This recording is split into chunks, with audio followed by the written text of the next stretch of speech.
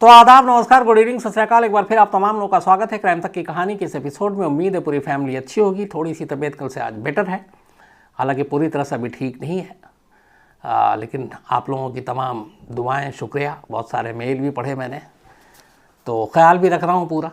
ठंड हालांकि दिल्ली में काफ़ी है, कोरोना का भी कहर है। टेस्ट कराया लेकिन कोरोना वाली कोई चीज़ नहीं है, तो निगेटिव है रिपोर्ट। लेकिन आप लोगों से यही गुजारिश है कि कोरोना के केसेस चूँकि बढ़ रहे हैं तो अपना अपना ख्याल रखिए। जब लगे आपको ज़रा सा भी डाउट हो तो टेस्ट भी कराइए और अपनों का ख्याल रखिए, अपना ख्याल रखिए। अब आते हैं आज की कहानी के ऊपर। इस कहानी की एक अजीब पहेली है और इस पहेली को सुलझाना है यूपी पुलिस को। कब तक सुलझाएगी मुझे नहीं मालूम। एक तो यूपी में चुनाव भी है, चुनावी तारीख का ऐलान हो चुका है, तो अब अगले कुछ वक्त तक पुलिस प्रशासन, इनके लिए इलेक्शन ज़्यादा बड़ी चीज़ होगी।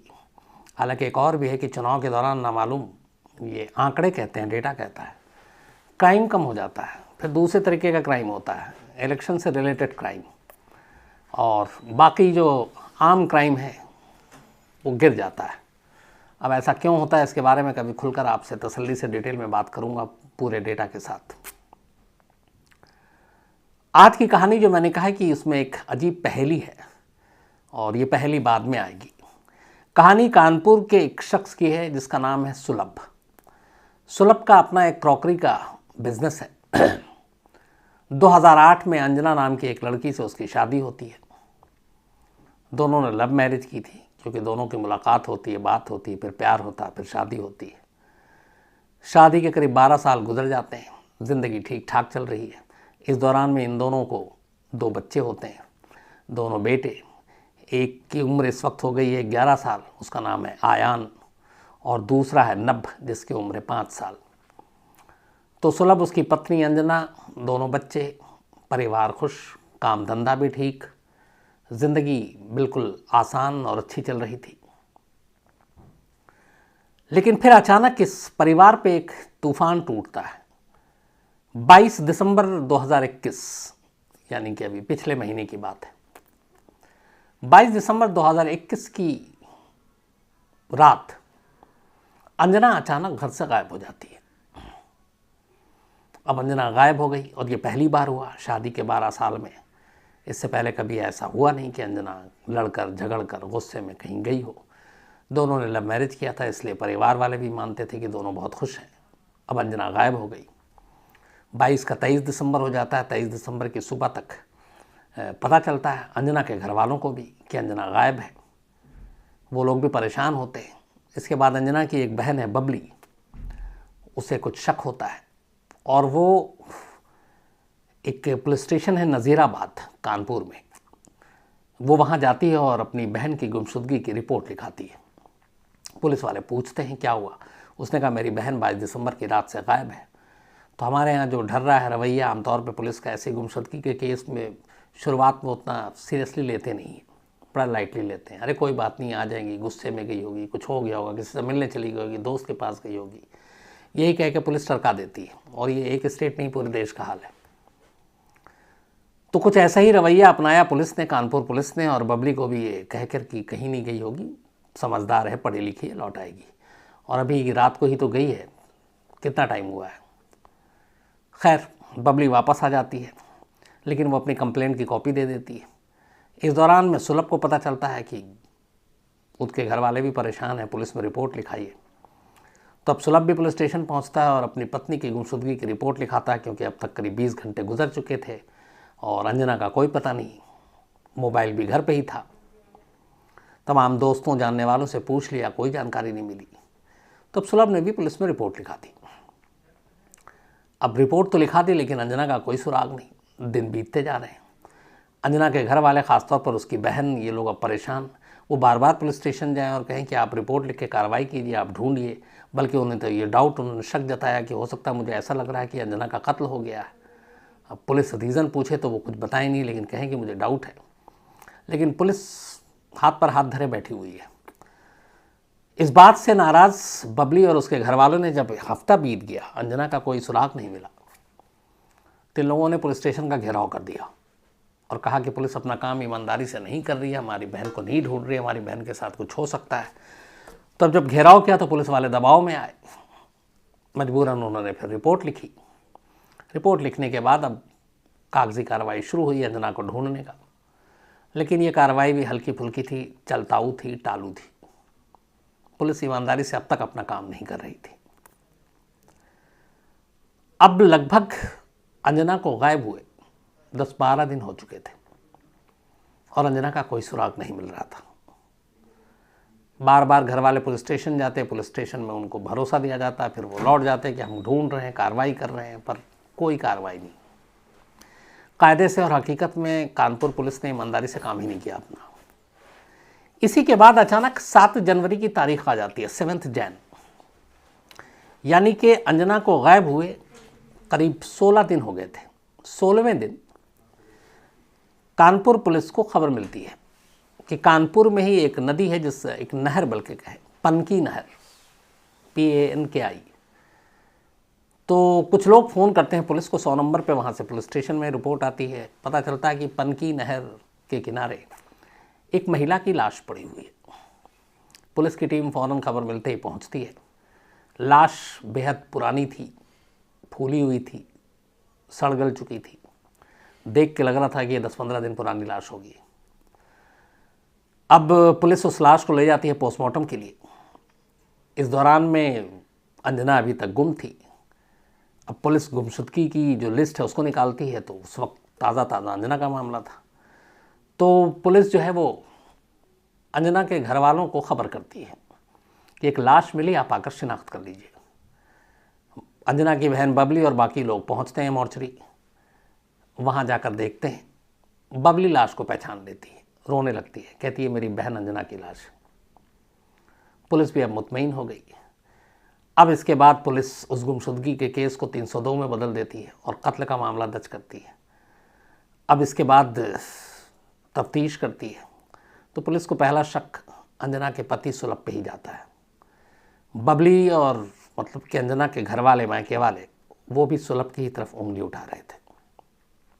बबली तो यहाँ तक कहती कि वो पहले दिन से कह रही थी कि अंजना का कत्ल हो गया है, पुलिस अपना काम नहीं कर रही है, और शक के घेरे में उसने अपने ही जीजा यानी कि सुलभ को रखा। अब लाश मिलने के बाद और लाश की शिनाख्त होने के बाद पुलिस ने सुलभ को उठाया और उससे पूछताछ शुरू की। थोड़ी देर की पूछताछ के बाद सुलभ ने मान लिया। उसने कहा हाँ, उसने 22 दिसंबर की रात को अपनी बीवी अंजना का कत्ल किया। इसके बाद उसने कहानी सुनाई, बट अभी कहानी है, पहली आखिर में बताऊंगा। इससे पहले जब पुलिस ने सुलभ को उठाया तो एक और काम किया था। उसने अब पहली बार थोड़ी ईमानदारी से काम की। इतने दिन से गुमशुदगी की रिपोर्ट पे हाथ धर के बैठी हुई थी। पुलिस ने अब CCTV फुटेज खंगाला, तो जब CCTV निकाला तो देखा कि सुलभ के घर के बाहर 28 दिसंबर की रात एक कार है और उस कार में सुलभ एक बोरी में कुछ सामान लेकर जा रहा है और उस कार में रख रहा है। उसको देख के लग रहा था कि शायद ये कोई वजनी चीज़ है, लाश भी हो सकती है। तो खैर इसके बाद लाश मिली, पहचान शिनाख्त हुई। अब सुलभ से पूछा, सुलभ ने फिर कहानी सुनाई। सुलभ की पूरी कहानी कुछ यूँ थी। उसने कहा कि शादी हो गई थी, सब कुछ ठीक चल रहा था, लेकिन इसी दौरान करीब 1.5 साल पहले उसकी मुलाकात कानपुर में ही किरण नाम की एक लड़की से होती है। धीरे धीरे दोनों में दोस्ती होती, फिर किरण से उसको प्यार हो जाता है। किरण के फादर और किरण दोनों गरीब थे। किरण के फादर एक ड्राइवर थे, तो किरण की मोहब्बत में वो किरण के घर का खर्चा भी उठाता है, उसके पूरे घर का खर्च चलाता है, जो भी ज़रूरत होती है उसके लिए पैसे देता है। और दोनों के रिश्ते इतने करीब आ गए थे कि अब दोनों एक दूसरे से शादी करना चाहते थे। हालांकि सुलभ ऑलरेडी शादीशुदा था। किरण और सुलभ के रिश्ते की भनक किरण के फादर को भी लग जाती है, बट वो सुलभ को बहुत मानते थे कि उनको लगता था ये बहुत सीधा इंसान है और सारी मदद करता है, पैसे देता है, घर में सारा खर्च उठा रहा था, बहुत सारी चीज़ें। तो उन्हें भी इन दोनों के रिश्ते से ऐतराज़ नहीं था और उन्हें लगता था कि अगर एक बेटी उनकी सुलभ से शादी कर ले तो उनके लिए और कोई खुशी की बात नहीं होगी, उनकी बेटी का भविष्य जो है वो बड़ा सुरक्षित होगा। तो अब किरण के पिता भी इस रिश्ते से सहमत थे। लेकिन कुछ दिनों के बाद अंजना को इन दोनों के रिश्ते की भनक मिल गई। जब ये भनक मिली तो फिर अंजना और इसमें झगड़ा शुरू हो गया। अंजना ने यह बात अपनी बहन बबली को भी बताई कि किरण नाम की एक लड़की है जो उनके पति की ज़िंदगी में आई है। बबली ने भी समझाने की कोशिश की, लेकिन इश्क का बुखार था, आसानी से कहाँ उतरता। तो किरण और सुलभ के रिश्ते बरकरार रहे। इधर अंजना के साथ घर में झगड़ा और तकरार भी जारी रहा, और इसी तरीके से इन दोनों पति पत्नी के बीच में ये लड़ाई झगड़ा और किरण के रिश्ते, ये सारी चीज़ें चलती रहीं। 28 दिसंबर की शाम अचानक उस वक्त सुलभ घर पे था और घर पे ही शराब पी रहा था। इसी दौरान में उसका बेटा अयान, उसने आइसक्रीम खाने की ज़िद की। उसने अपनी माँ अंजना से कहा कि मुझे आइसक्रीम खानी है। 28 दिसंबर, ठंड का आपको पता है, ठंड ऑलरेडी यूपी दिल्ली में एक ही जैसी है, कानपुर में भी ठंड उतनी होती है। तो अंजना ने कहा कि बेटा बहुत ठंड है, इस वक्त शाम को अगर तुम्हें आइसक्रीम खिलाऊंगी तुम बीमार पड़ जाओगे, तबीयत ख़राब हो जाएगी। उसने आइसक्रीम खिलाने से मना कर दिया और उसे टाल दिया कि चलो कल तुम्हें दिन में खिलाएंगे। लेकिन अयान ज़िद पे अड़ा रहा, अंजना मानी नहीं। इसी दौरान में सुलभ का कज़न, उसके चाचा का बेटा ऋषभ घर आ जाता है। वो देखता है अयान रो रहा है, ज़िद कर रहा है आइसक्रीम के लिए, तो वो कहता है कोई बात नहीं भाभी, और वो जबरन अयान को लेके बाहर चला जाता है और वो उसको आइसक्रीम खिला देता है। वापस आता है तो पता चलता है कि आइसक्रीम खिलाया। अंजना इस बात से गुस्सा होती है, ऋषभ से भी, और वो इस बात पे लड़ती है अपने पति सुलभ से भी कि मैंने मना किया, बीमार पड़ जाएगा, और देखो तुम्हारे भाई ने जाकर आइसक्रीम खिला दी। अब इस बात को लेके दोनों पति पत्नी में झगड़ा होता है। झगड़े के दौरान में फिर इसी बीच ऋषभ भी देखता है घर में झगड़ा हो रहा है, तो अयान को लेके बाहर निकल जाता है। अब इधर घर में झगड़ा तेज़ी से बढ़ जाता है। ऑलरेडी सुलभ ने शराब पी रखी थी।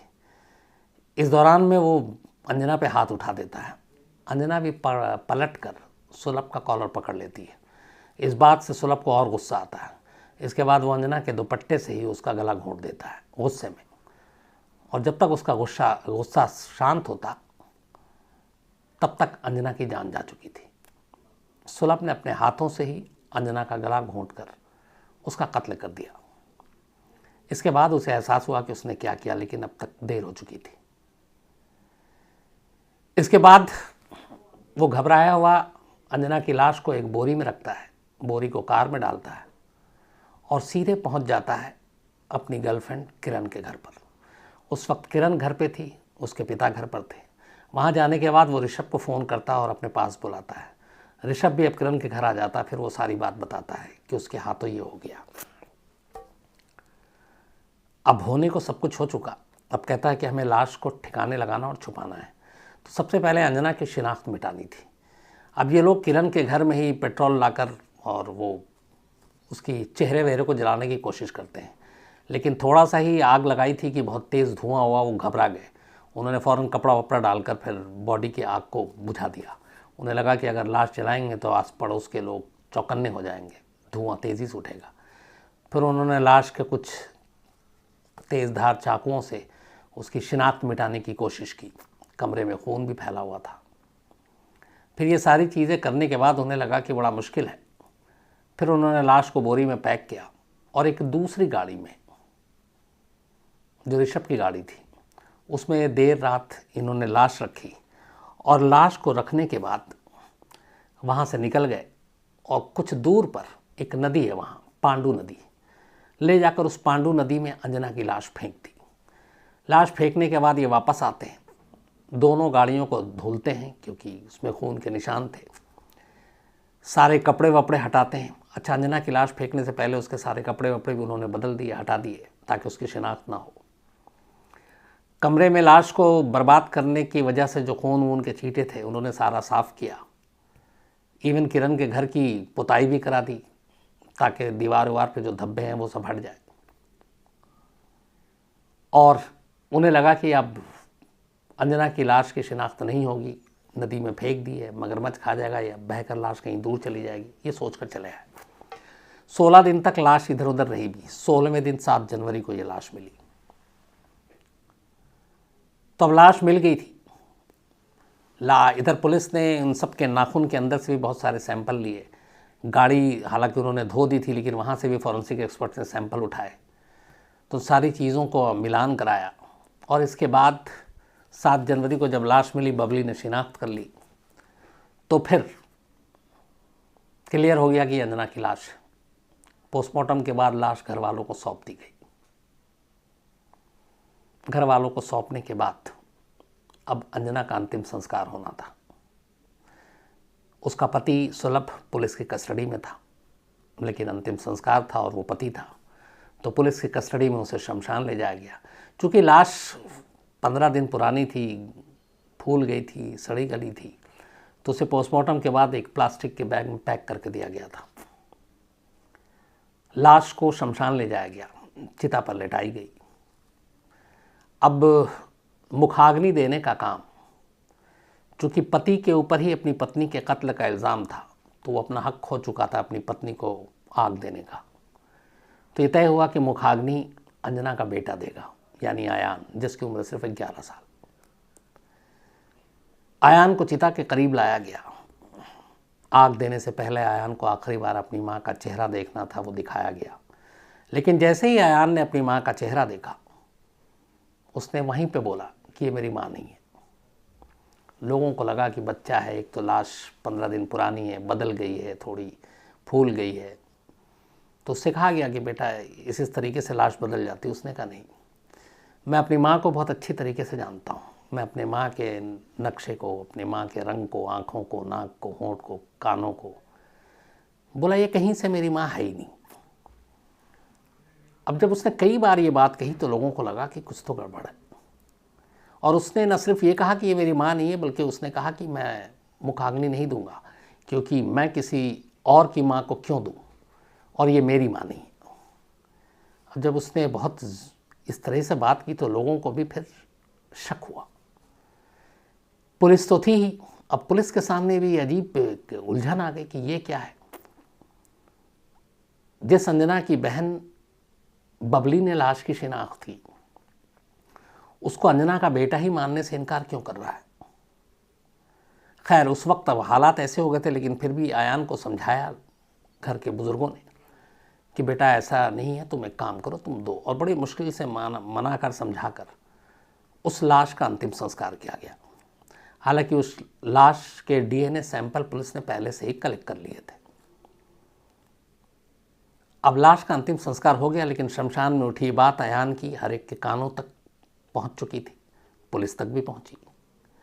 अब पुलिस के सामने मुश्किल ये थी कि एक आयान की मौसी यानी कि अंजना की बहन कह रही है कि ये उसकी लाश अंजना की है, और अंजना का बेटा कह रहा है कि ये लाश उसकी नहीं है। अब यहाँ लोगों ने पूछा कि जो सुलभ है, जिसने कत्ल किया अंजना का, वो क्या कहता है। यहाँ पे कानपुर पुलिस की थोड़ी लापरवाही सामने आई। जिस दिन ये लाश मिली थी 7 जनवरी को, उस दिन बबली ने मोर्चरी में देखा और कहा कि ये मेरी बहन की लाश। अब कैसे पहचाना, तो पुलिस ने बाद में बताया कि उसने पैर देखकर पहचाना। अब ये बड़ा अजीब सा और अटपटा भी, बेतुका सा भी लगता है कि कोई या तो पैर पे कोई ख़ास निशान हो। कई लोगों के कुछ अजीब तरह के तिल होते हैं, कुछ उंगलियों की बनावट, कुछ पैर की बनावट, जो आपको बाकी इंसानों के पैरों से अलग करे। तो ऐसा कुछ नहीं था, अंजना के पैर आम इंसानों जैसे पैर थे। तो पैर देखकर पहचानना ये अपने आप में एक बात गले नहीं उतरी। दूसरी ये कि चलो उसने पहचाना, और किस किस ने पहचाना, तो पता चला कि उसके पति से पुलिस ने ये जहमत ही नहीं उठवाई कि उसको भी लाश देखकर बोले कि यही है।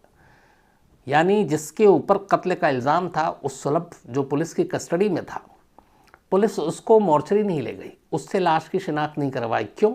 क्योंकि एक बबली ने शिनाख्त कर ली, पुलिस को लगा उसका काम पूरा हो गया, और उसने ये मतलब मेहनत ही नहीं की कि चलो इससे भी शिनाख्त करा लें, तो अब उससे कराई नहीं। अब इसके बाद पुलिस ने जब उससे पूछा कि तुम्हारा बेटा तो ऐसा कह रहा है, तब उसने एक और बात बताई जो पुलिस की लापरवाही खोलती। 7 जनवरी को जो लाश मिली थी, जिसको बबली ने कहा ये अंजना है, वो कानपुर के पनकी नदी से मिली थी, बल्कि पनकी नहर से। और जिस इकरार जुर्म के ऊपर पुलिस ने सुलभ को गिरफ्तार किया, उसने अपने बयान में कहानी सुनाई कि मैंने घर पे गला घोटा, अपनी गर्लफ्रेंड के घर ले गया, वहाँ लाश को थोड़ा सा उसकी शिनाख्त मिटाने की कोशिश की, और फिर वहाँ से हम पांडू नदी में ले जाकर हमने लाश फेंकी। अब पांडु नदी और पनकी नहर, ये दोनों दो दिशाओं में हैं। जो पनकी नहर है वो करीब 50 किलोमीटर दूर है पांडी नदी से। जिस जगह पे घर था किरण का, वहाँ से पांडु नदी ज़्यादा करीब था और पनकी नहर ज़्यादा दूर। लेकिन ज़्यादा दूर जाकर सुलभ ने लाश फेंकी। तो अब सवाल ये था कि कातिल कह रहा है कि मैंने लाश कहाँ ठिकाने लगाया। पुलिस उसके कत्ल की बात तो मान रही है, सारी चीज़ें मान रही है, लेकिन जहाँ उसने लाश फेंकने की बात की वही बात उसने पुलिस ने नज़रअंदाज कर दिया। लाश बरामद करती है पनकी नहर से और कातिल लाश फेंक रहा है पांडु नदी में। इन दोनों चीज़ों के ऊपर पुलिस ने ध्यान ही नहीं दिया। अब जब बेटे ने शिनाख्त करने से मना किया और कहा ये मेरी मम्मी नहीं है, तब पुलिस की आंखें खुली। पुलिस की टीम भागी फिर पांडु नदी में बड़े लाश ढूंढे गए, लेकिन कोई लाश कम से कम अंजना की नहीं मिली। अब पुलिस के पास डीएनए सैंपल, थोड़ी सी अक्लमंदी दिखाई कानपुर पुलिस ने कि वो सैंपल ले लिया था। उस सैंपल को अब भेज दिया गया, क्योंकि अयान भी है, सुलभ भी है। तो अंजना की लाश, जिसकी चिता को आग देने से पहले अयान ने कहा मेरी माँ है, नहीं है, वो लाश अंजना की ही थी। ये डीएनए की सैंपल की जो रिपोर्ट है वो आएगी तो क्लियर होगा, और अगर नहीं है तो भी क्लियर होगा। तो फिलहाल ये कहानी, ये पहेली अभी भी अबूझी सी है। अभी इस पहेली का हल नहीं निकला, और वो ये कि जिस लाश को अंतिम संस्कार के लिए लाया गया, जिस लाश को अंजना की बहन बबली ने पहचाना और जिस लाश को अंजना के बेटे ने पहचानने से इनकार कर दिया, वो लाश है किसकी, अंजना की या किसी दूसरी महिला की। अगर वो लाश अंजना की है तो ठीक, और अगर दूसरी की है तो सवाल ये है कि वो दूसरी महिला कौन है, क्योंकि सुलभ ने कत्ल एक किया है तो फिर दो लाशें कहाँ से आ गई। अगर वो लाश दूसरी है तो इसका मतलब है अंजना की पहली लाश हुई। तो एक कत्ल और दो लाश की ये पहेली अभी उलझी हुई है। अब सवाल ये है कि ये लाश किसकी हो सकती है। तो हमने हमारे जो रिपोर्टर हैं कानपुर में, रंजय सिंह, उनसे भी बात की लंबी, और ये सारी डिटेल भी रंजय सिंह ने दिया। बड़े मेहनती और बड़े सज्जन शख्स हैं रंजय सिंह, बड़े प्यारे भी हैं। तो उन्हीं की ये पूरी खबर भी है। तो रंजन सिंह ने ये बताया है कि जो नदी है पनकी नहर, जहाँ से ये लाश मिली, जिसको अंजना की लाश बताई गई, साल में औसतन 6-12 लाशें यहाँ पे तैरते हुए इधर उधर से आ जाती हैं। अच्छा, अपने यहाँ नदियों की बहुत सारी सीमा जो है वो वैसी ही नहीं है। एक स्टेट से दूसरे स्टेट, एक जगह से दूसरी जगह बहुत सारी मिलती हैं, तो कई बार लाशें बहती हुई भी चली आती हैं। तो उनका, रंजय सिंह का ये बताना था कि यहाँ पे लाशें साल में 6-12 यूं ही लावारिस लाशें भी तैरती हुई आ जाती हैं। तो बहुत मुमकिन है कि जिस लाश को अंजना की लाश बताया गया और बबली ने पहचाना, वो लाश ऐसी ही एक तैरती हुई लाश किसी दूसरी जगह से यहाँ आई और किनारे पे अटक गई, और किसी ने देखा और पुलिस को खबर कर दी, और फिर उसको अंजना की लाश मान ली गई। बहुत मुमकिन है। दूसरा ये भी हो सकता है कि लाश अंजना की ही हो, लेकिन फिर यहाँ सवाल ये है कि कातिल कह रहा है कि उसने पांडु नदी में अंजना की लाश को ठिकाने लगाया, और लाश मिल रही है पनकी नहर में। तो ये सफ़र क्या मुमकिन है कि वहाँ से तैरते हुए यहाँ तक भी पहुँच सके। रंजय सिंह ने कहा कि इस पहेली का जवाब जो है वो ढूंढने की कोशिश कर रहे हैं। हालांकि अभी तक उन लोगों का यही मानना है कि शायद ये लाश अंजना की नहीं है, ये लाश किसी और महिला की है। और दूसरा ये भी मान रहे हैं कि ये सुलभ ने एक ही कत्ल किया, दो नहीं किए। तो बहुत मुमकिन है कि वो लाश तैरती भी आ गई और गलती से पुलिस और अंजना के घर वालों ने, उसके ख़ास तौर पे बहन ने, इसे अंजना की लाश मान ली। तो जैसे ही डीएनए की रिपोर्ट आ जाएगी, मेरा वादा है आपसे, उस दिन इस कहानी में इसका पूरा अपडेट आपको दूंगा। और मुझे लगता है हफ्ता 10 दिन के अंदर ये आ जानी चाहिए रिपोर्ट, क्योंकि अभी शायद पुलिस ने कल भेजा है या भेजने वाली है, कानपुर पुलिस। तो इस पहेली का जो भी हल होगा, जो इसका सही जवाब होगा, मैं आप तक ज़रूर पहुंचाऊंगा, ये मेरा वादा है आपसे। और मैं रंजय के भी टच में रहूँगा ताकि वो मुझे अपडेट देते रहें। तो थैंक यू रंजय, एक तो आपको इन सारे अपडेट देने के लिए। अब कहानी ख़त्म हो उससे पहले आज का फिर वही सिलसिला। चेतन शर्मा जी सिलीगुड़ी से हैं, आज इनका जन्मदिन है, तो हैप्पी बर्थडे चेतन। और चेतन ने लिखा है कि ये कहानी सुनने के बाद इन्होंने तय किया कि कानून की पढ़ाई करेंगे और ये LLB की पढ़ाई कर रहे हैं। और इनके जो पिताश्री हैं, इनके जो फादर हैं संजय पेरा जी, एक तो नमस्कार संजय पेरा जी, और मुझे खुशी हुई इन्होंने बताया कि ये एक जर्नलिस्ट हैं और वहीं शायद सिल्लीगुड़ी में है, और ये भी कहानी बहुत सुनते हैं, लाइक भी करते हैं, तो मुझे बड़ा अच्छा लगा। और संजय पेरा जी, आपको मेरा प्रणाम भी, और आप हमेशा अच्छे रहें, अच्छा काम करते रहें। और चेतन, तुम्हें happy birthday and all the best. LLB करो, अगर वकालत करनी है तो अच्छे वकील बनो और अच्छे अच्छे मुकदमे लड़ो, और मुकदमों के बारे में हमें भी बताओ। इसके अलावा कुणाल शर्मा जी का भी आज जन्मदिन है, तो हैप्पी बर्थडे कुणाल। और उमेश शर्मा जी ने भेजा है बादल सिंह, इनका भी आज बर्थडे है, तो हैप्पी बर्थडे बादल सिंह, नाम बहुत खूबसूरत है आपका। इसके अलावा मिसेस वंदना खत्री जी का भी आज जन्मदिन है, तो हैप्पी बर्थडे वंदना खत्री जी। और आपके जो बेटे हैं दोनों, मोहक खत्री और चेतन खत्री, इन दोनों ने ये भेजा है, तो पूरी ग्राम तक फैमिली की तरफ से आपको जन्मदिन की हार्दिक शुभकामनाएं। हालांकि 9 जनवरी आपका जन्मदिन था, एक दिन देरी के लिए माफ़ी, लेकिन बिलेटेड हैप्पी बर्थडे। इसके अलावा अभिषेक तिवारी जी का भी जन्मदिन 9 जनवरी को था, और आज एक दिन बिलेटेड हैप्पी बर्थडे अभिषेक, हमेशा अच्छे रहें आप लोग। इसके अलावा प्रदीप पालीवाल जी हैं, फैज़ान रशीद हैं, तमाम लोगों का शुक्रिया जो लगातार सेहत के बारे में आप लोगों ने दुआएं दी और पूछा। मैंने शुरू में ही कहा था आज ठीक है थोड़ी तबीयत। हरप्रीत सिद्धू जी हैं, और ये विटो रिजुटो कैनेडियन माफिया की कहानी सुनना चाहते हैं। पवन कुमार हैं, इसके अलावा शाहिद इकबाल हैं, और ये English serial killer Mary Ann Cotton की कहानी सुनना चाहते हैं, मैं ज़रूर आपको सुनाऊंगा। तुषार पाल हैं ये, और इनका कहना है कि एक वेब सीरीज़ आई थी भौकाल, मुजफ्फरनगर में, एक मुझे याद है वो इनकाउंटर स्पेशलिस्ट, उनके ऊपर है, तो उसकी कहानी सुनना चाहते हैं। चलिए मैं आपको ज़रूर सुनाऊंगा। अरविंद सेठी हैं, इन्होंने लिखा इनको दूसरी बार कोरोना पॉजिटिव हो गए हैं, परेशान है, फिर पूरे घर वालों को भी टेस्ट कराना पड़ेगा, नौकरी भी जा चुकी है। अरविंद भाई, यही कहूँगा, ये ज़िंदगी का एक इम्तिहान है, अच्छे बुरे दौर दोनों आते हैं, खुशियाँ होती हैं तो गम भी होता है, तो हम सबको इसी चीज़ों से जूझना पड़ता है, तो हिम्मत और हौसला ना हारें, फिर अच्छे दिन आएंगे, ये मेरा आपसे वादा है। तो ये एक दौर है, पॉजिटिव हैं फिर आप नेगेटिव होंगे। आजकल नेगेटिव अच्छी चीज़ हो गई है, हालांकि एक ज़माने में नेगेटिव बुरी चीज़ें होती थी। तो मेरी यही दुआ है सब कुछ आपके साथ अच्छा हो और आप अच्छे रहें, खुश रहें। नवनीत रे पटेल हैं टोरंटो से, और ये पुलिस के फंक्शन, पुलिस डिपार्टमेंट के काम काज, इसके ऊपर पूरी डिटेल में कह रहे हैं कि आप सुनाइए, तो मैं ज़रूर एक बार आपको सुनाऊंगा, इंटरेस्टिंग होगा ये। इसके अलावा पायल जी हैं यूके से, और इन्होंने कहा ललित माकन की मैं कहानी सुना चुका हूँ पायल जी, जहाँ तक मुझे याद है। और इन्होंने कहा था कोविड टेस्ट भी करा लीजिए, तो मैंने जैसा बताया शुरू में ही करा लिया था, और नेगेटिव भी रिपोर्ट आई है। थैंक यू आप लोगों के प्यार के लिए। आसिफ चौधरी साहब हैं पाकिस्तान से। इसके अलावा पूजा सिंह जी हैं, थैंक यू वेरी मच पूजा सिंह जी, इन्होंने भी पूछा तबीयत कैसी है। आयुष कुमार हैं, और ये केव रेस्क्यू 13 सॉकर्स, शायद मैं ये भी सुना चुका हूँ, जो शायद थाईलैंड वाली स्टोरी है ये।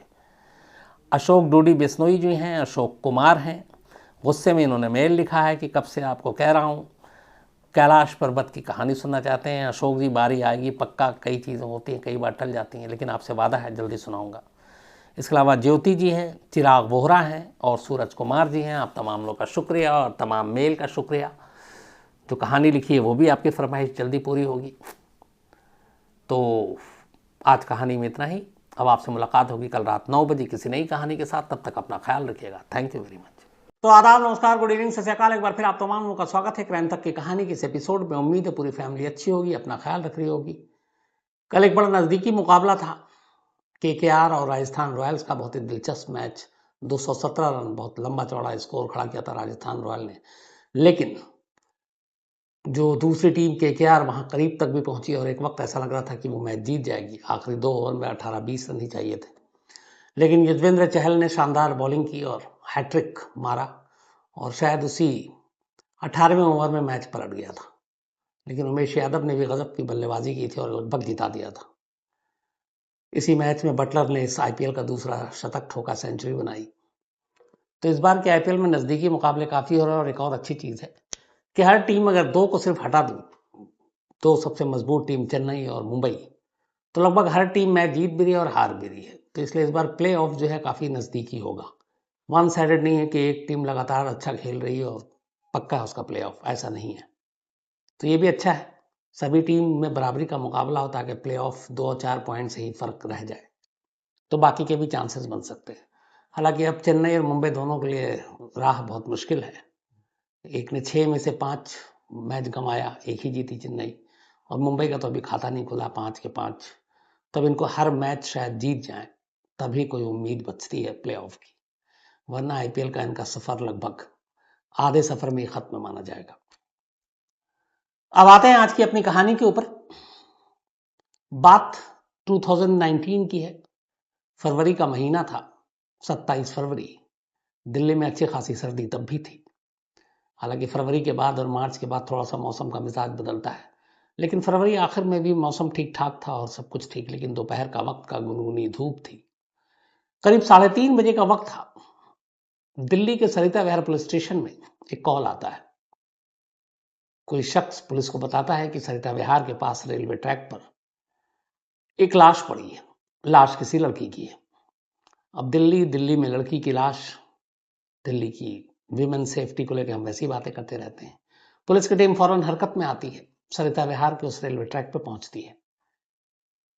लाश को देखने के बाद पुलिस ने पहली बार ये सुकून की सांस ली कि चलो इसको पहचानना मुश्किल नहीं होगा, क्योंकि कपड़े जिस्म पे सही सलामत थे, चेहरा सही सलामत था, तो आप चेहरे से पहचान सकते थे थोड़ी सी मेहनत और मशक्कत करके कि मरने वाली कौन है। उम्र करीब 24 से 25 साल की रही होगी। अब लाश का चेहरा तो था, लाश भी थी, देखकर लग रहा था गला घोट कर मारा गया है। लेकिन लड़की कौन थी, कहाँ की रहने वाली थी, ये पुलिस के लिए एक पहेली थी अभी भी। पुलिस ने लाश की तलाशी ली, सारे कपड़े वपड़े खंगाले टटोले कि शायद कोई आईडी प्रूफ या कुछ और ऐसा मिले। तो ऐसा तो कुछ मिला नहीं, लेकिन हाँ 2 चीजें मिली और उसको देखकर पुलिस हैरान भी हुई। एक, उस लड़की का मोबाइल उसकी कपड़े के अंदर था, तो मोबाइल कातिल अपने साथ नहीं ले गया, ऐसा अमूमन कम होता है। दूसरा, उस लड़की की जीन्स की जेब में अंदर की तरफ एक लेटर मिला पुलिस को, और पुलिस ने उस लेटर को खोला और उस लेटर को पढ़ा। उस लेटर को पढ़ने के बाद पुलिस को लगा कि एक ओपन एंड शट केस, मामला खत्म। खत में लिखा था कि बाकायदा खत में मरने वाली भी अपनी आइडेंटिटी बता रही है और अपने कातिल का नाम भी बता रही है। कुल मिलाकर उस खत का मजमून ये था कि मेरा नाम सिमरन है, मैं दिल्ली में अंबेडकर नगर की रहने वाली हूँ, मुझे एक आरुष नाम के लड़के से प्यार हो गया, लेकिन बाद में पता चला कि आरुष शादीशुदा है। फिर भी हम दोनों साथ थे, लेकिन उसकी माँ हमारे रिश्ते के खिलाफ थी, फिर वो भी माँ के साथ हो लिया, और आखिर में उसने अपने 2 दोस्तों के साथ, उन दोस्तों के भी नाम लिखे, मुझे तंग करने लगा, और मैं उसका नाम और नंबर सबका लिख रही हूँ, और तीनों का नाम लिखा, तीनों के नंबर लिखे, और उसने कहा मुझे कुछ हो जाए। तो यही कातिल है, आरुष और उसके 2 दोस्त। अब मरने वाली अपनी कातिल का नाम अपने लेटर में लिखकर जा रही है, उनका फोन नंबर लिखकर जा रही है, उनका पता लिखकर जा रही है, और अपने बारे में भी बता रही है कि मैं कौन हूं, कहाँ रहती हूँ, अपने घर का भी पता दिया। तो पुलिस को लगा कि बड़ा आसान सा केस है, एक प्यार इश्क मोहब्बत का मामला, उसी में कत्ल हुआ है। तो कातिल तीनों सामने हैं, लेकिन बस एक अड़चन थी कि कहीं ये लेटर फर्जी तो नहीं, क्योंकि पुलिस को 2 चीजें बड़ी चौंका रही थी। एक, लड़की का जिसका कत्ल हुआ मोबाइल उसके पास छोड़ दिया कातिलों ने, और दूसरा ये खत। तो कहीं ये खत किसी और को फंसाने की साजिश तो नहीं थी। पुलिस के दिमाग में ये सवाल आया। इसका जवाब मिल सकता था कि ये जो लेटर लिखा है इसके हैंडराइटिंग क्या इस लड़की की है, अब ये उसके घर वाले से पता चल सकता था। पुलिस की टीम उस खत में लिखे लड़की के घर के पते यानी अंबेडकर नगर पर पहुंचती है। अंबेडकर नगर में जाने के बाद वहां उसके पिता से मुलाकात होती है। वो पूछते हैं सिमरन आपकी कोई बेटी है? वो कहते हैं हाँ। पुलिस तस्वीर दिखाती है लाश की, वो रोने लगते हैं। उन्होंने कहा कि 2 दिन हो गए, करीब 25 फरवरी को वो अचानक गायब हो गई थी, और उन्होंने रिपोर्ट भी लिखाई थी अंबेडकर नगर में, लेकिन लाश मिलती है सरिता विहार में, वहां से काफी दूर। तो अब ये क्लियर हो गया कि मरने वाली सिमरन है। अब पुलिस ने सिमरन के पिता को सिमरन के पास से बरामद उस लेटर को दिखाया और पूछा कि क्या ये हैंडराइटिंग आपकी बेटी की है। उन्होंने बहुत गौर से देखा, ध्यान से देखा, कुछ नोट्स निकाले घर के, उससे भी मिलान किया। और वो और रोने लगे। उन्होंने कहा हाँ, ये मेरी बेटी की हैंडराइटिंग है। अब यहाँ तस्वीर और साफ हो गई कि लड़की ने जो कुछ लिखा वो गलत नहीं लिखा, सच था। इसका मतलब है कि कातिल अब सामने है। आरुष और उसके दो दोस्त चलो घर में उठाते हैं और सीधे पकड़ के ले जाते हैं। Case solve. अब लड़की के बयान के बाद पुलिस की 3 टीमें अलग अलग आरुष और उसके 2 दोस्तों के पास पहुंचती है। पता चलता आरुष घर से बाहर कहीं गया हुआ है। पुलिस की टीम घर वालों से उस पते को पूछती है और उस जगह जाकर आरुष को दबोच लेती है। उसके 2 दोस्त भी पकड़े जाते हैं। इन तीनों को पुलिस स्टेशन लाया जाता है। पुलिस स्टेशन लाने के बाद उन्हें बताया जाता है कि तुमने सिमरन का कत्ल किया है और उस कत्ल के जुर्म में तुम्हें और तुम्हारे दोनों दोस्तों को गिरफ्तार किया जाता है। अब आरुष ये सुनकर उसके होश उड़ गए। उसने कहा कौन सिमरन? उसने कहा कि इस खत में है तुम उससे प्यार करते थे, तुमने उसे धोखा दिया। बोला सर मेरे आसपास मेरे जितने दोस्त हैं, मेरे खानदान में मेरे दोस्तों के दोस्त, मैं किसी सिमरन नाम की लड़की को नहीं जानता और प्यार तो दूर, मैं कभी ऐसी लड़की से मिला ही नहीं। पुलिस को लगा कि ये बहुत ही घाघ है, झूठ बोल रहा है। उन्होंने फिर उसके सिमरन के फोटो दिखाए। फोटो देख के भी आरुष के ऊपर कोई असर नहीं हुआ। उसने कहा सर मैं इस लड़की को जानता ही नहीं हूं, मैं कभी इससे मिला ही नहीं हूं, तो इससे प्यार क्या करूंगा। अब पुलिस को लगा कि बेवकूफ बना रहा है। पुलिस ने कहा चलो हमारे पास और तरीके हैं। अब पुलिस ने आरुष के मोबाइल लिए। सिमरन का मोबाइल नंबर ऑलरेडी उनके पास था, मोबाइल भी था। अब दोनों के कॉल डिटेल खंगालने शुरू किए। पहली चीज, 25 फरवरी को एक कॉल मिला जो आरुष के मोबाइल पे आया था और वो कॉल किया गया था सिमरन के मोबाइल से। अब पुलिस ने कहा कि तुम झूठ बोल रहे हो कि उसको जानते नहीं हो, जबकि ये देखो कॉल किया है। तो उसने कहा सर मैंने नहीं किया, आप देखिए ये इनकमिंग कॉल है। अब पुलिस ने देखा कि हाँ, मतलब खुद सिमरन ने आरुष को फोन किया, आरुष ने सिमरन को फोन नहीं किया। अब ये अजीब पहेली थी। पुलिस ने इसके बाद पिछले 6 महीने के कॉल डिटेल निकालकर खंगालने शुरू कर दिए। इन 6 महीनों में से एक कॉल के अलावा आरुष के मोबाइल पे कोई ऐसा कॉल नहीं आया जो सिमरन से कनेक्टेड हो, या आरुष ने एक ऐसा कोई कॉल नहीं किया जो सिमरन या उसके किसी जानने वाले का नंबर हो। इससे साफ हो गया कि ये दोनों एक दूसरे के कांटेक्ट में थे ही नहीं। तो फिर सवाल ये है कि ये लेटर क्यों, और एक मरने वाली जिसे जानती ही नहीं उसका नाम क्यों लिखकर जा रही है, और उसके 2 दोस्तों का। अब पुलिस बड़ी उलझन में, क्या करे। इधर आरुष के खिलाफ कोई सबूत नहीं, जिस दिन ये कत्ल हुआ वो लोकेशन पे भी उसका कहीं और दिख रहा है उसके मोबाइल डिटेल में, और उसका दावा कहीं जानते नहीं। घर वालों से भी पता चला तो घर वालों ने कहा कि हमें नहीं मालूम। यहां तक कि सिमरन के पिता से जब पूछा गया कि आप आरुष नाम की किसी लड़की को जानते हैं, लड़के को जिससे आपकी बेटी प्यार करती हो, तो चौंक उठे। उन्होंने कहा मेरी बेटी ने आज तक हमें कभी घर में ये जिक्र ही नहीं किया कि उसको किसी से प्यार है या वो किसी से प्यार करती है, शादी करना चाहती है। अब हर तरफ ये सारी चीजें, ये शिकारपुरी साहब की घंटी बज रही थी, तो सारी चीजें सामने आ रही हैं, लेकिन पता नहीं चल रहा है कि ये मामला क्या है। इधर पुलिस अपनी तफ्तीश आगे बढ़ा रही है, जांच आगे बढ़ रही है, परेशान भी है, कोई सुराग नहीं मिल रहा है, और ये भी समझ में नहीं आ रहा है कि ये खत जो है ये क्यों लिखा। ये भी यकीन हो चुका है कि ये खत खुद सिमरन ने ही लिखा, उसके पिता ने कहा हैंड राइटिंग। अब इस चक्कर में जब सिमरन के पिता पुलिस स्टेशन के चक्कर लगा रहे हैं कि मेरी बेटी के कातिल का कुछ पता चला, तो पुलिस बार बार कहे कि सारी चीजें हैं जिसमें लेटर में नाम लिखा जिन लड़कों का, वो लड़के तो हमें बेकसूर दिखते हैं, तो कहीं आपसे कोई गलती तो नहीं हो गई, कहीं ये हैंड राइटिंग वाकई सिमरन की नहीं किसी और की हो। उन्होंने कहा हमने उसके सारे बुक नोट, सारी डायरियां, सब कुछ पढ़ लिए और सेम हूँ बहू जो उसके अलग अलग वर्ड्स हैं वो सारे सेम है, तो लेटर तो उसी के हाथ का है। इस दौरान में फॉरेंसिक एक्सपर्ट्स को भी भेज दिया गया था लेटर के नमूने के हैंडराइटिंग का मिलान हो जाए, लेकिन उसकी रिपोर्ट अभी आनी थी। इस दौरान में सिमरन के पिता पुलिस स्टेशन से लौटे, वो भी परेशान कि चक्कर क्या है। उन्होंने इसी कोशिश में कि इस हैंडराइटिंग का सच जाने, सिमरन के सारे पुराने डायरी कॉपी सबको खंगालना शुरू किया। खंगालते खंगालते अचानक एक डायरी में उन्हें 3 चीजें मिली। एक, उस पर लिखा हुआ था प्रसाद, दूसरा प्रसाद के आगे लिखा हुआ था जॉब, और उस जॉब के आगे एक मोबाइल नंबर। अब उन्होंने कहा कि ये प्रसाद, जॉब, मोबाइल नंबर, और ये इत्तेफाक से महीने भर पुरानी, जब लाश मिली तो ये उसी करीब फरवरी के फर्स्ट वीक की बात, उसकी तारीख भी लिखी हुई डायरी पर। तो अब सिमरन ने अपने हाथों से डायरी में सिर्फ 2 शब्द लिखे हैं, प्रसाद, जॉब, और आगे एक नंबर। सिमरन के पिता को लगा कि पता नहीं इस 2 शब्द में क्या राज है, ये नंबर किसका है। उन्होंने उठाकर उस नंबर पे फ़ोन घुमा दिया। फ़ोन घुमाया, सामने से एक फ़ोन उठा, आवाज़ आई। इन्होंने कहा प्रसाद बोल रहे हैं? उसने कहा जी बोल रहा हूँ। तो उसने कहा आपकी सिमरन से बात हुई थी? सामने वाला कहता हाँ मेरी करीब 20-25 दिन पहले बात हुई थी जॉब के सिलसिले में, लेकिन उसके बाद मेरी 20-25 दिनों से बात नहीं हुई।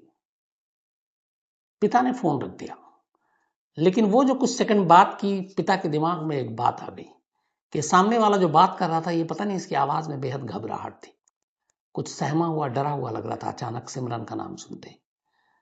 उन्हें लगा कि कुछ मामला गड़बड़ हो सकता है। उन्होंने कहा चलो पुलिस को बता देते हैं। तब तक उन्होंने आईओ को फ़ोन किया और कहा कि हम हैंडराइटिंग के चक्कर में एक डायरी तलाश कर रहे थे, तो एक डायरी में ये 2 चीज़ें मिली, एक प्रसाद, एक जॉब और एक मोबाइल नंबर। ये आपके किसी काम को आप देख लीजिए। अब पुलिस सारे कॉल की डिटेल खंगाल रही थी। अब इत्तेफाक से ये जब नंबर आया पुलिस के पास, तो पुलिस के भी इन्वेस्टिगेशन में जो फोन था सिमरन का, ये नंबर एक मिला था। बहुत सारे नंबर मिले थे, लेकिन ये एक नंबर था, इससे एक ही बार बात हुई। पुलिस को कुछ लगा कि हटाओ, इसमें ऐसी क्या बात है, एक ही बात हुई है। अब जब दोबारा उसके पिता ने दिया तो पुलिस को लगा कि इस नंबर में कुछ हो सकता है। अब पुलिस ने उस नंबर के वो खंगाले, तो पता चला कि वाकई इस नंबर से सिर्फ एक ही बार बात हुई है। और इत्तेफाक से इस नंबर पे जो बात हुई, वो लोकेशन जो था उसी जगह का था, सरिता विहार का, जहां पर सिमरन का आखिरी लोकेशन था। अब पुलिस को लगा कि इसका कुछ कनेक्शन है। अब पुलिस ने उस नंबर के और डिटेल खंगाले। हैरानी की बात यह थी कि पता चला इस फोन नंबर से, जो उस डायरी पे लिखी गई थी, जो उसके पिता ने दिया, सिर्फ एक कॉल किया गया था, और वो भी सिमरन को। इस फोन को खरीदने वाला मुजफ्फरनगर का रहने वाला था। उसने सिम लेते हुए अपने आईडी प्रूफ दिए। पुलिस मुजफ्फरनगर पहुंचती, वहां जाकर पता चलता है ये आईडी फेक। अब पुलिस फिर हाथ खाली। अब वो नंबर का लेकिन लोकेशन बता रहा है, यहां से पुलिस को डाउट। अब पुलिस ने इस जिसको पिता को फोन किया था, जिसने, उसका नंबर मतलब उससे मिलती है और उसको उठा के थाने लाती है। कहती 20-25 दिन तुमने पहले बात की थी और उसके बाद एक ही कॉल हुआ। ये नंबर एक और है जो मुजफ्फरनगर से खरीदा गया, उससे भी एक ही कॉल हुआ और तुम घबरा गए। तुम सिमरन को कैसे जानते हो? उसने कहा मेरी एक जानने वाली ने कहा था कि सिमरन है, ये मजबूर है, परेशान है, इसको एक नौकरी चाहिए। तो उसने नौकरी के सिलसिले में मुझे बात की थी और मैंने सिर्फ एक बार बात की थी और मैं 20-25 दिनों से उसको जानता नहीं। पुलिस को कहीं ना कहीं उसके ऊपर शक था। पुलिस ने प्रसाद साहब की फिर अच्छे से खातिरदारी की। जब खातिरदारी की तो प्रसाद साहब धीरे धीरे धीरे तोते की तरह सच बोलने शुरू हुए, और उस सच के साथ जो कहानी सामने आई, वो पूरी कहानी कुछ यूं है। ये प्रसाद जो है, ये असल में इनका पूरा नाम दिनेश प्रसाद था। दिनेश प्रसाद चोरी के एक मामले में पकड़ा गया, उसे तिहाड़ जेल भेज दिया गया। वो जब जेल में जाता है तो जिस बैरक में बंद था, वहां पे धनंजय नाम का एक मुजरिम भी बंद था, जो मर्डर के केस में आया था। और उसी बैरक में एक और शख्स बंद था जिसका नाम बंटी था। बंटी भी किसी केस में बंद था वहां पे। अब तीनों अलग अलग फील्ड के थे। पहली बार जेल में मुलाकात हुई, लंबा वक्त साथ बिताना था, महीनों। तो तीनों की दोस्ती हो गई। दोस्ती ठीक ठाक चलती रही। इस दोस्ती के दौरान तीनों को एक दूसरे के फैमिली के बारे में सबको पता भी चला।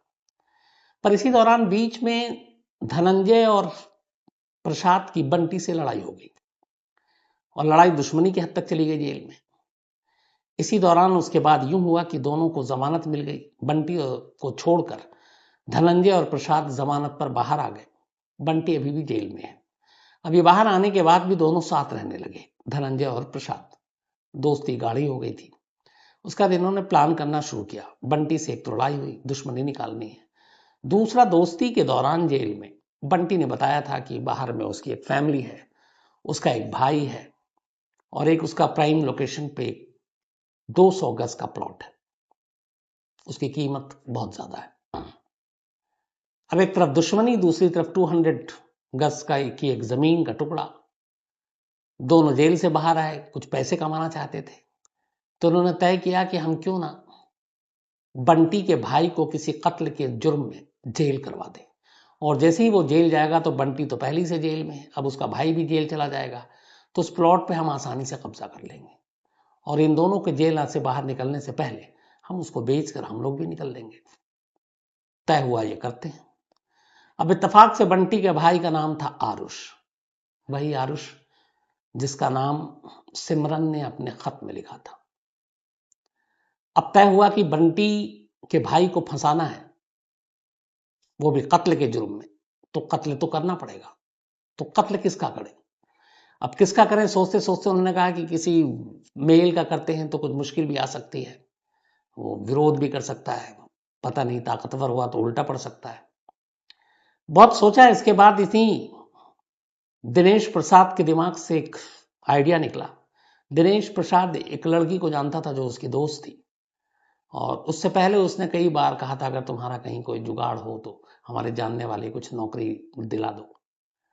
तो अपने उस दोस्त की एक दो बार इसने मदद की थी दिनेश प्रसाद ने। उसी दोस्त ने इत्तेफाक और बदनसीबी दोनों कही है कि उसने कहा मेरी एक दोस्त है जिसका नाम सिमरन है, परेशान, उसकी कहीं नौकरी लगवा दो। अचानक दिनेश प्रसाद के दिमाग में यह ख्याल आया कि यह सिमरन ही सही है, कोई दुश्मनी नहीं, कोई जान पहचान नहीं, जानता तक नहीं था। उसने कहा ठीक है। इसके बाद फिर यह हुआ कि मुजफ्फरनगर से एक सिम खरीदा गया, नंबर इसने अपनी दोस्त से लिया था। जेल में रहने के दौरान धनंजय और ये सब इन लोगों को पता था कि पुलिस आजकल के केस मोबाइल से, सर्विलांस से, कॉल डिटेल से सुलझा लेती है। देखिए जेल में कैदी भी किस तरह की बातें करते होंगे, यहाँ से इससे अंदाजा लगता। तो उन्हें हर बारीकी मालूम थी, तो उन्होंने कहा हमें ये गलती नहीं करनी है, और इसीलिए एक सिम खरीदा मुजफ्फरनगर से जाकर, वो भी फेक आधार पे, और उस मोबाइल से सिर्फ एक कॉल किया सिमरन को, और वो कॉल किया उसने 25 फरवरी 2019 को कि गुरुग्राम में एक जगह पर तुम्हारे जॉब की बात हो गई है और तुम आ जाओ, पैसे वैसे की बात हो जाएगी। सिमरन को जरूरत थी, उसे मालूम नहीं था। वो उस कॉल पे उसने उसको लोकेशन बताया, वो उस लोकेशन पे पहुंच गई। बस ये एक कॉल किया था।